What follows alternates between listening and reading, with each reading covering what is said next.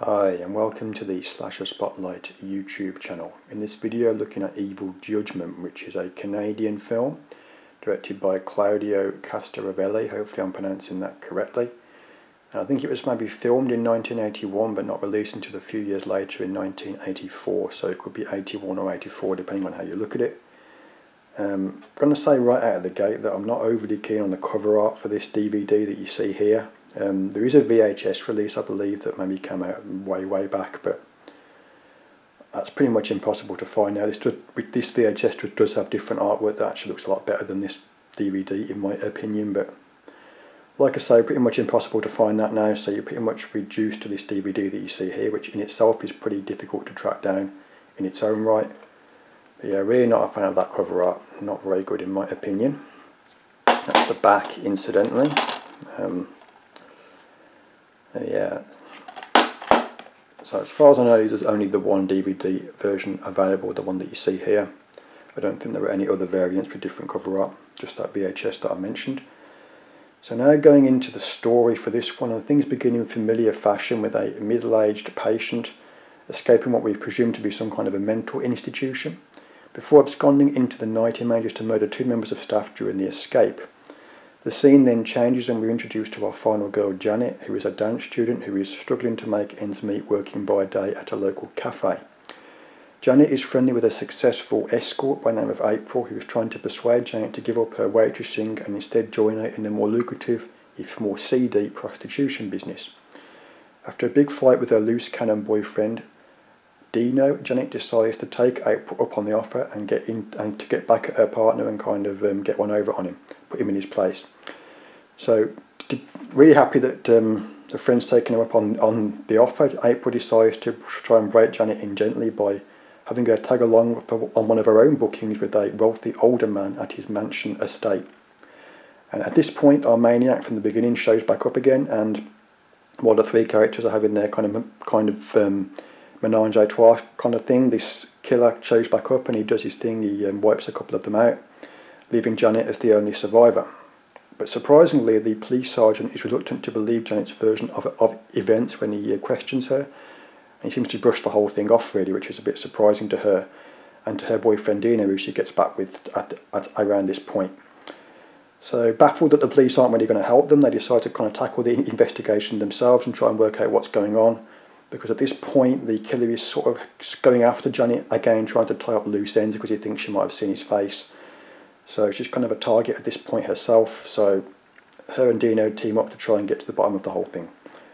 So that's the story to it. Going to move into what I liked about the film now, the good points for me, and a different approach is taken to your typical slasher film with a much older than usual cast.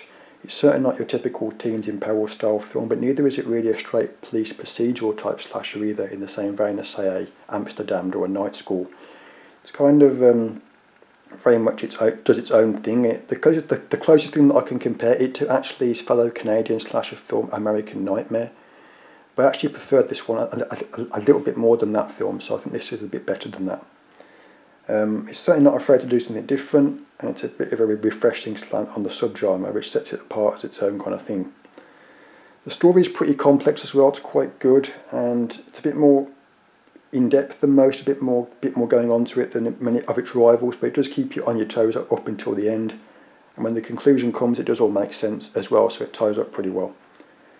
Okay, next good point is on the subject of the writing. The boyfriend character Dino is quite well thought out in that he seems very obnoxious near the beginning and quite unlikable, but as the film goes on, he kind of does a complete 180 really, and my feelings towards him really changed for the better, and he becomes very likeable. And he actually overshadows Janet, his girlfriend, to some extent as well. Not sure if that was the intention, but that's certainly how it plays out. On the subject of the characters, there's another good character as well. The wealthy businessman, older man that April and Janet go to do the escorting with is quite funny, quite entertaining, a bit weird, but certainly a very watchable character in his own right as well. So there's a couple of good characters there on the male side of things. And the last good point, I should say, that I've got for this one is that the murders are quite solid. On a couple of occasions things do get pretty graphic and we see a lot of blood being thrown about. So they don't cut away at the pivotal moment. They do show the killings in their entirety as well, which is always nice and welcome, so that's good. The only bad point about this is that they are all quite samey. They're all kind of throat slittings, that sort of thing, so not the most creative, but they do show quite a lot during the killing, so you'll certainly see a lot worse. And for the most part, I did like the murders. So going on to the bad points now, things I didn't like about the film. And after escaping from the institution, there was unfortunately no mask of any kind for the killer, so they go down that route of it being the killer is just either completely off screen or partially obscured, so you don't really see his face, which I guess is more realistic depending on how you look at it, but maybe some don't mind that approach, but for me personally I don't really like it. I've mentioned it time and time again in previous reviews, so it's never my cup of tea really. I prefer a mask or a disguise of some sort, but I guess that's down to personal preference.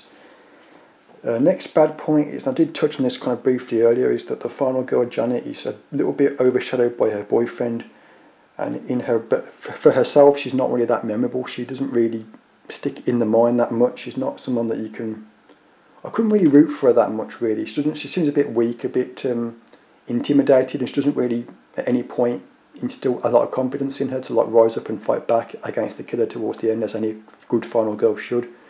So I felt she was a bit too weak and a bit too kind of wishy-washy, and was just overshadowed in the end completely by her boyfriend, who did a much better job of being likeable, really, I should say.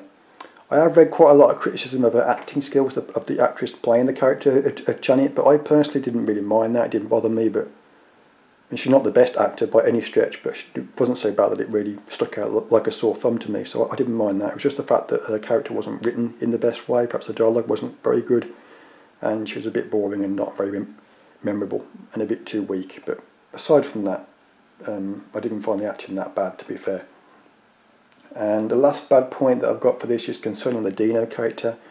And early on in the very beginning of the film, there were a couple of scenes involving this guy that I thought were a bit unnecessary, a bit tacked on perhaps, where he's talking to this mobster kind of older gentleman in a restaurant bar type setting, and I thought these bits were a bit boring. Also, a little bit hard to hear. I couldn't make out everything that was being said, so that didn't help, but I thought they could have taken these bits out and it wouldn't have hurt the film. In fact, I think it hurt the film a bit leaving them in, because they were just a bit tedious for me to sit through. It didn't really add that much to the film.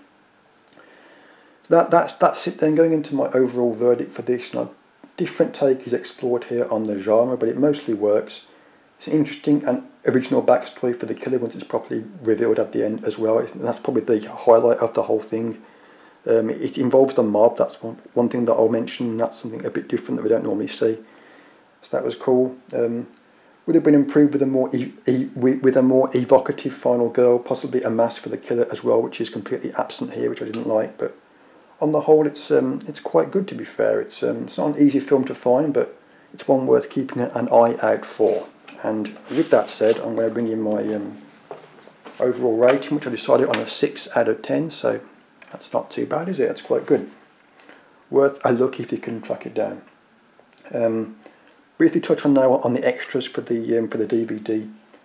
And the picture, just actually before I say that, I'll say the picture quality isn't really that good. I think it might just be a VHS rip. It's not terrible, but it's not anything special. I don't think it's been remastered or anything like that for the DVD.